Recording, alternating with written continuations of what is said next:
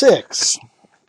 To this point, there was no war with Saguntum, but already quarrels were being fomented between her and her neighbors, the Turdetani in particular, in order to provoke a war. The Turdetani were receiving assistance from the instigator of the conflict, and it was clear that the goal was not a fair settlement but violent confrontation. And so a delegation was sent to Rome by the Saguntines with an appeal for assistance for a war that was clearly on the horizon. Publius Cornelius Scipio and Tiberius Sempronius Longus, the consuls in Rome at the time, brought the delegates into the Senate and opened the matter up for official debate, and it was decided that ambassadors be dispatched to Spain to examine the plight of the allies. If they felt the situation warranted it, the ambassadors were to issue a formal caution to Hannibal to leave in peace the people of Saguntum, allies of the Roman people. They were also to cross to Carthage in Africa and deliver the grievances of the allies of the Roman people. This embassy had been authorized, but not yet sent, when sooner than anyone had anticipated. Word was brought that Saguntum was under attack. The matter was brought anew before the Senate.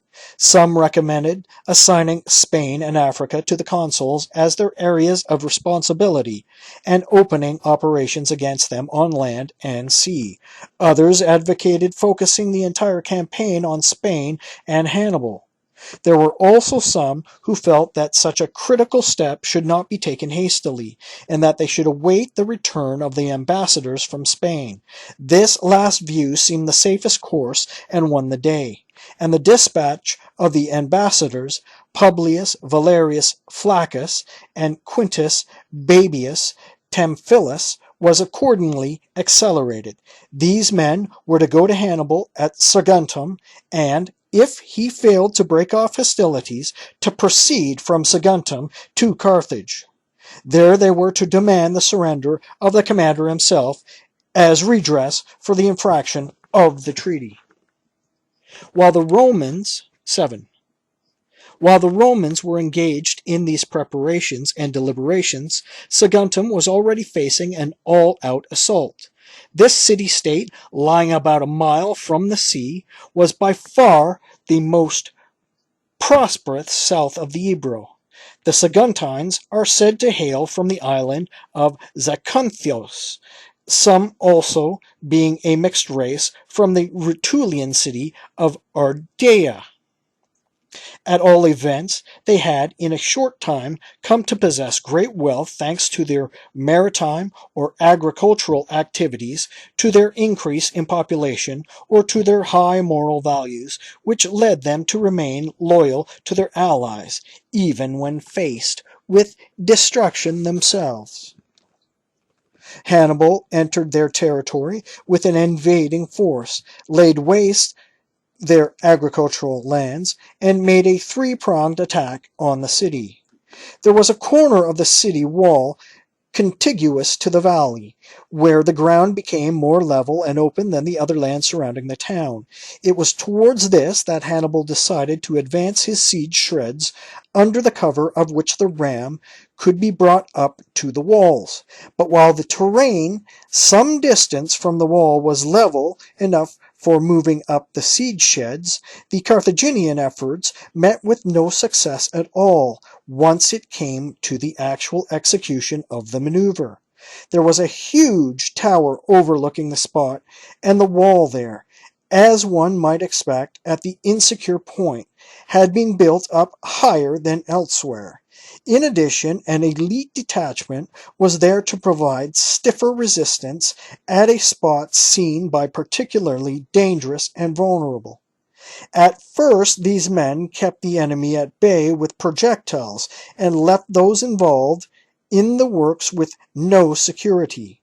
Later, not only were their missiles flying before the walls and the tower, but the Saguntines found the courage to make forays against the enemy's sentry post and siege works, and in these spontaneous engagements, Saguntine casualties slightly outnumbered the Punic. But then Hannibal himself, approaching the wall with insufficient caution, collapsed with a serious spear wound to the front of his thigh, and with that his men fled in panic from their positions, leaving the earthworks and siege sheds well nigh abandoned.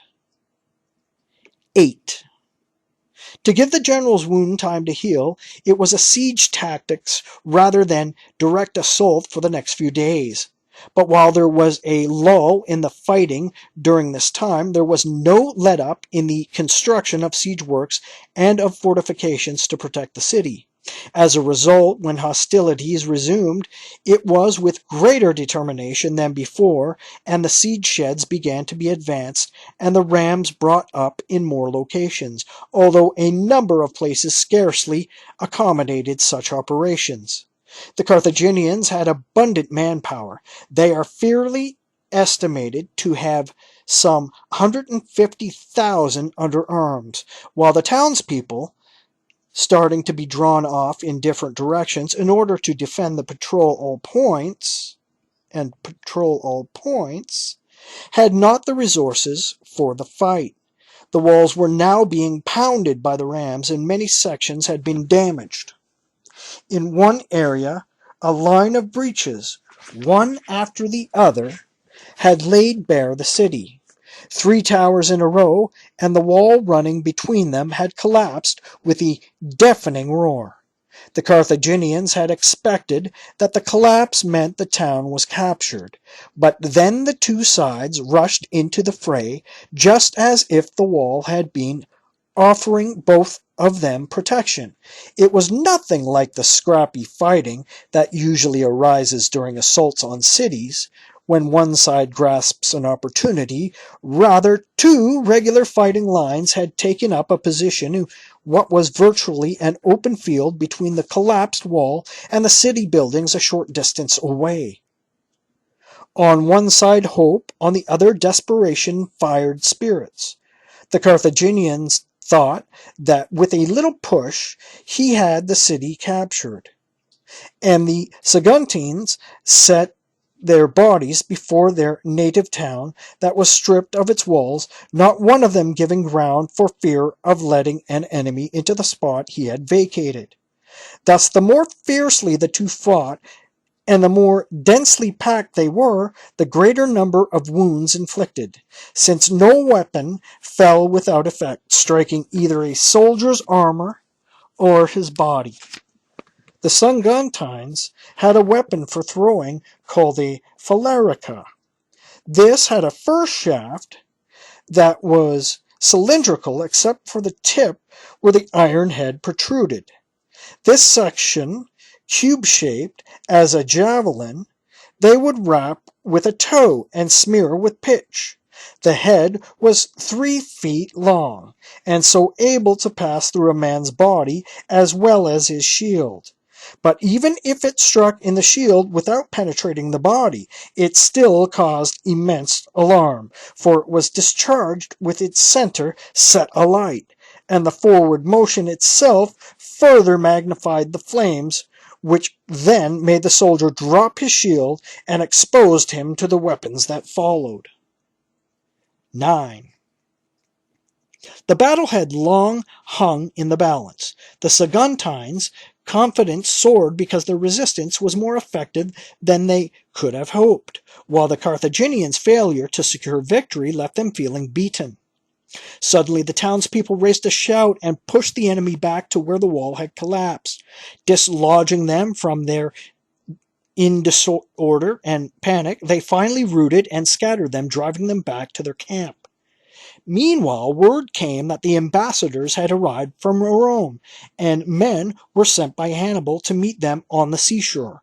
They were to tell the Romans that they would not have a safe passage through all the violent tribes in the area, who were now up in arms, and that Hannibal had no time at such a critical juncture to listen to embassies.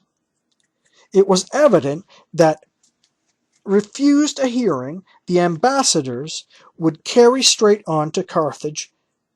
Hannibal, accordingly, sent written and verbal instructions ahead to the leaders of the Barca faction, telling them to mentally prepare his supporters and prevent the opposition from making any concession to the Roman people. So, apart from the fact that it was received and given hearing in Carthage, this delegation also served no purpose whatsoever. Hanno stood alone in challenging the Senate and defending the treaty. Because of the respect he commanded, he was heard in hushed silence, but not with the approval of his audience, as he implored the Senate, in the name of the gods who oversee and witness treaties, not to precipitate hostilities with Rome as well as with Saguntum. He had advised them, he had warned them, not to send the child of Hamilcar to the army, he said. Hamilcar's ghost could not remain calm, nor could any son of his, and while anyone of Barca bloodline or name remained, the treaty with Rome would never remain undisturbed. A young man with a burning desire for power, and seeing only one way to it, that is, by living surrounded by weapons and legions and by following one war with another. That is what you have sent out to your armies, virtually adding fuel to the flames. So you have fed this fire in which you are now being consumed. Your armies are blockading Saguntum, from which they are debarred by treaty, and soon Roman legions will be blockading Carthage, led by the same gods through whom the Romans exacted revenge for broken treaties in the last war. It is your enemy you do not know, or your own selves, or the destinies of the two peoples. Is it your enemies you do not know, or your own selves, or the destinies of the two peoples? Ambassadors came from your allies on behalf of allies, and your fine commander refused to admit them to his camp, thereby violating international convention, excluded from what is not even denied to embassies of the declared enemy. These men have come to you. They are claiming reparations in accordance with their treaty. They demand that our state clear itself of responsibility by surrendering the guilty party, the man accused of the crime. The softer their approach, the slower their initial moves, the more unrelenting, I fear, will be their wrath once they have begun.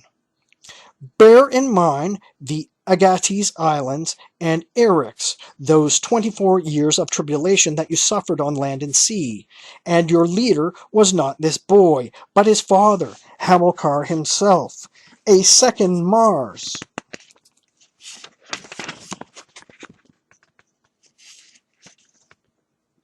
According to those supporters of his, we have not kept our hands off Tarentum, which is to say off Italy, as the treaty required, just as now we are not keeping our hands off Saguntum. And so the gods prevailed over men, and to settle the argument over which the two peoples had broken the treaty, the outcome of hostilities stood as a interested judge giving victory to the one with right on his side.